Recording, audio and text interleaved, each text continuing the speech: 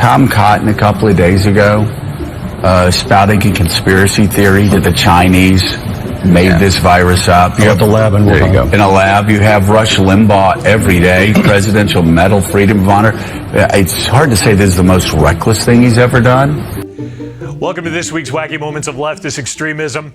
Joe Scarborough picked a good time to take a day off from Morning Joe this week. It came the day after the FBI said the government believes COVID came from a lab in Wuhan, China. Welcome to Morning Joe. It is Wednesday, March 1st. Joe has the morning off. In an interview with Fox News, Christopher Wray said the agency has assessed that the virus most likely came from a potential lab incident in Wuhan. I should add that our work related to this continues. The pain of Morning Joe to have to refer to Fox's journalists who ask questions and get to the real truth, and then having to realize that MSNBC has been wrong for so long. Tom Cotton a couple of days ago spouting a conspiracy theory that the Chinese made this virus up. You have the lab in Wuhan. In a lab, you have Rush Limbaugh every day, Presidential Medal, Freedom of Honor. It's hard to say this is the most reckless thing he's ever done.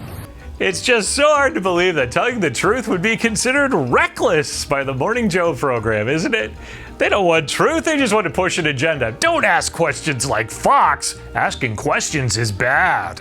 A couple of hours later, the president goes out and wants a name, first of all, from the reporter who asked, who put that statement out? He said, the Office of the Director of National Intelligence. Yeah, but who? He wants a name, and then goes on to speculate and go all over the place, asking questions, as he often does, musing about these issues. Of course, MSNBC certainly isn't the only leftist outlet that trash Republicans who dared to suggest that COVID may have come from a Chinese lab. Many leftists are now having to come to grips with the new reports, even The View. But of course, it's not Whoopi's fault that they didn't want to investigate those claims. That's Trump's fault. And if you know who had not started it with that, had he not made it about that, had he said, listen, this might have come out of a lab, and not gone on and described in ways I'm not going to even reiterate for you, it probably would have been listened to a lot different. He who cannot be named by The View, claiming that it came from China. It comes from China. That's why. Comes from China. I want to be accurate. That was the problem. That's why leftists didn't believe it. It's because Trump said it. It had to be a conspiracy theory. Tom Cotton, one of Donald Trump's staunchest allies in the Senate, suggested that the virus might have originated in a high-security biochemical lab in China. The far right has now found its own virus conspiracy theory. It's just not that their own bias and hatred is so strong that they chose to willingly be ignorant rather than consider the possibility. Now, this is all coming from the leftist media that tells us it's Republicans that are the ones that are filled with hate and bigotry. A lot of it's bigotry and prejudice and the like. But part of the reason for that is that I think a lot of people are confused about what we're talking about when we talk about gender-affirming care for minors, particularly for youth. And on my podcast, Why Is This Happening?, I spoke with Dr. Izzy Lowell, who runs an outfit called QueerMed. It's a private clinic that specializes in providing accessible healthcare to trans patients. And I asked her what those consultations are like. It's a great question. It's the question that everyone wants to talk about is how can we let a 10-year-old, 11-year-old make a decision about this, something so momentous? I think it's the same as for a lot of these children, not all of them, but many children. Parents bring them in and say, oh, we've known that she's a girl since she was 4. And the child knows that. And what exactly at age 4 would it take to convince a leftist that a boy needs drugs to become a girl? The difference comes when that person says, I am a girl and I want to have a girl body and I want to grow up to be a woman.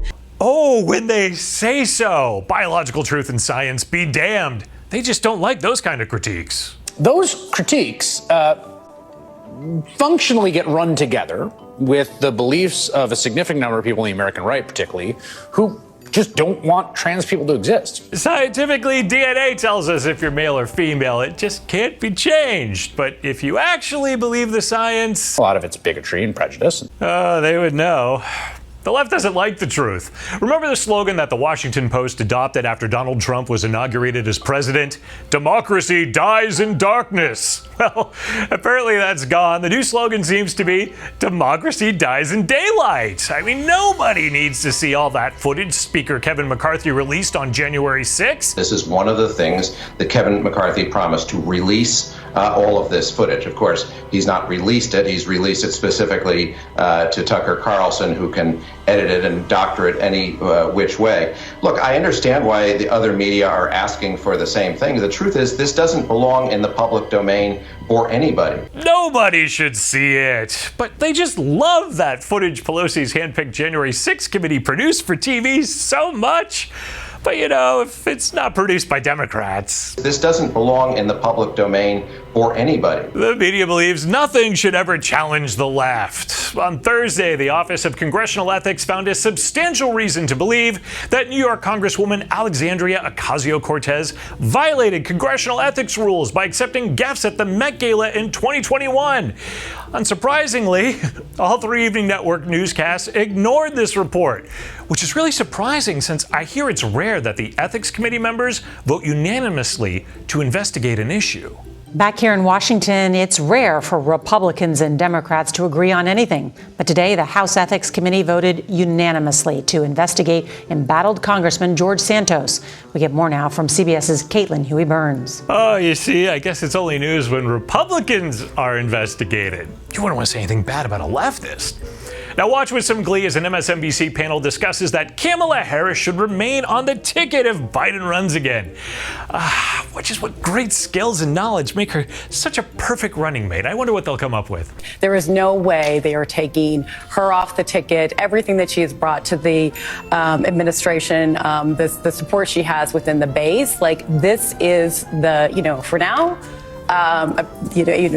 unless something dramatically different happens, Democrats start to step up to run. And I just don't see a scenario where that happens. Like, this is the ticket. To Jen's point, the vice president is going to be on the ticket for many reasons, including, of course, that, as noted, the base is the foundation of the Democratic Party right now, black women. They're not going to alienate that by pushing Vice President Harris off as Joe Biden's running mate.